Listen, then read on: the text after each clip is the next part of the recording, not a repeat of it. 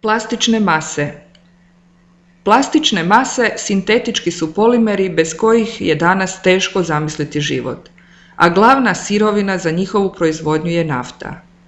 Za razliku od prirodnih polimera poput škroba, celuloze, glikogena, proteina i nukleinskih kiselina, sintetički polimeri dobivaju se u kemijskim laboratorijima i kažemo da su umjetnog porijekla. Općenito, polimeri su velike molekule izgrađene od mnogo međusobno povezanih malih molekula, monomera. Nastaju reakcijom polimerizacije, to jest sinteze pri kojoj se monomeri povezuju u dugačke lance. Pojednostavljeno, ako A predstavlja monomer, polimer možemo prikazati kao dugački lanac načinjen od međusobno povezanih monomera A. Polimere koji su izgrađeni od samo jedne vrste monomera nazivamo homopolimeri, a one izgrađene od dvaju ili više različitih vrsta monomera nazivamo kopolimerima. Kopolimer možemo zamisliti kao dugački lanac nastao naizmjeničnim povezivanjem dvaju različitih monomera, na primjer A i B. Poznato je nekoliko tisuća različitih vrsta polimera, a njihova imena često su vrlo dugačka. Stoga je uobičajeno pisanje kratica najčešće prema njihovom osnovnom kemijskom sastavu. Te oznake ujedno pomažu kod razvrstavanja plastičnih masa prije njihova recikliranja. Sintetički polimeri danas zamjenjuju materijale poput stakla, keramike, metala, kože, drveta i koriste se pri izradi gotovo svega čime se danas služimo.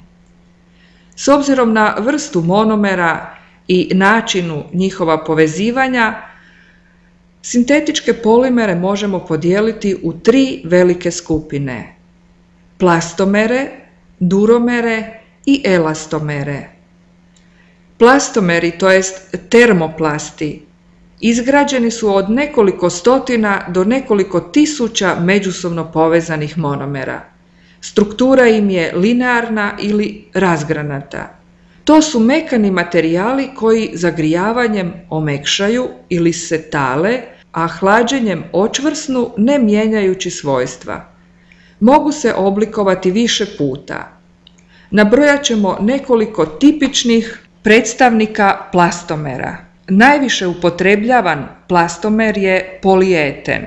Dobiva se nakon što se pri određenom tlaku i temperaturi uz prisutnost katalizatora međusobno povežu molekule etena. Dakle, polieten je homopolimer jer je izgrađen od samo jedne vrste monomera. Ovisno o primijenjenom tlaku tijekom proizvodnje mogu se dobiti dvije vrste polietena. Polieten niske gustoće PELD. Njegova struktura je razgranata i manje je gustoće od vode. Od polietena niske gustoće izrađuju se tanke folije od kojih se proizvode na primjer vrećice za zamrzavanje, zatim vrećice za kruh i ostalo. Polieten visoke gustoće PEHD ima linearnu strukturu i veće je gustoće od vode.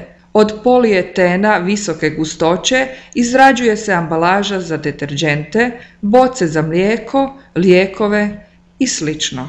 Polipropen PP je homopolimer koji se dobiva polimerizacijom propena.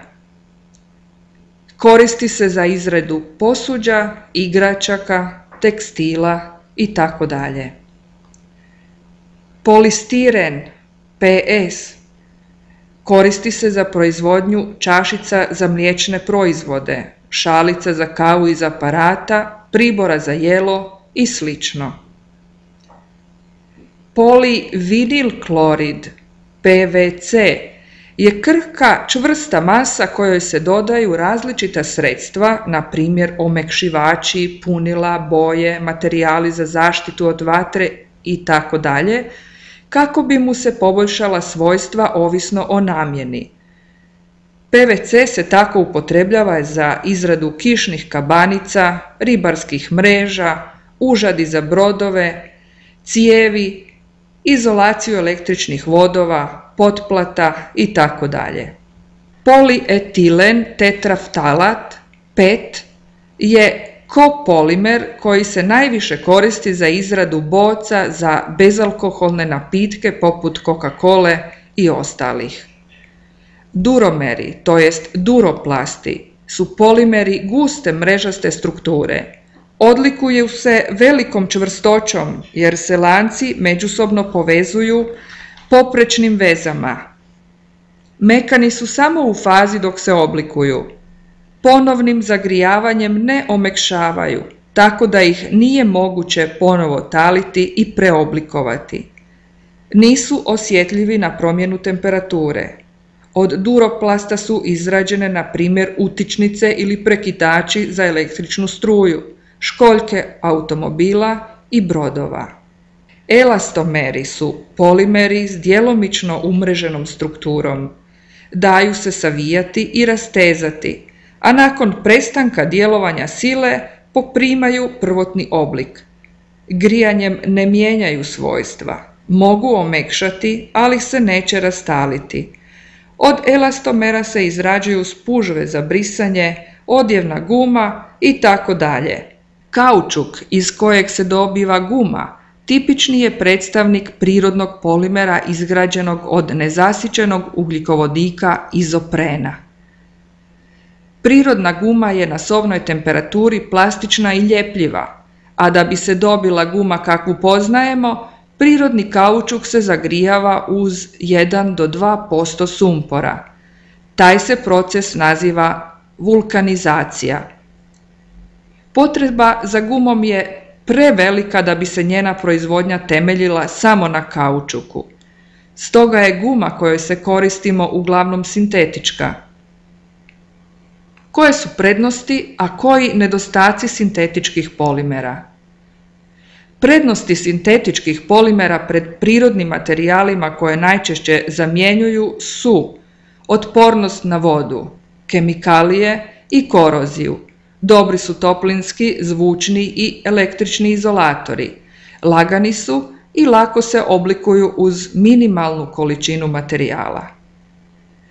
Nedostaci sintetičkih polimera su loša mehanička svojstva i osjetljivost na visoku temperaturu. Veliki nedostatak plastike je i njezina biološka nerazgradivost. Po zauzimanju prostora ona čini oko 30% svih otpadnih tvari, a budući da nije biološki razgradiva, predstavlja veliku opasnost za okoliš. Nekontroliranim spaljivanjem plastike razvijaju se otrovni plinovi koji zagađuju atmosferu. Zbog toga se danas plastika sve više reciklira. Na taj način ponovo iskoristimo te tako čuvamo okoliš.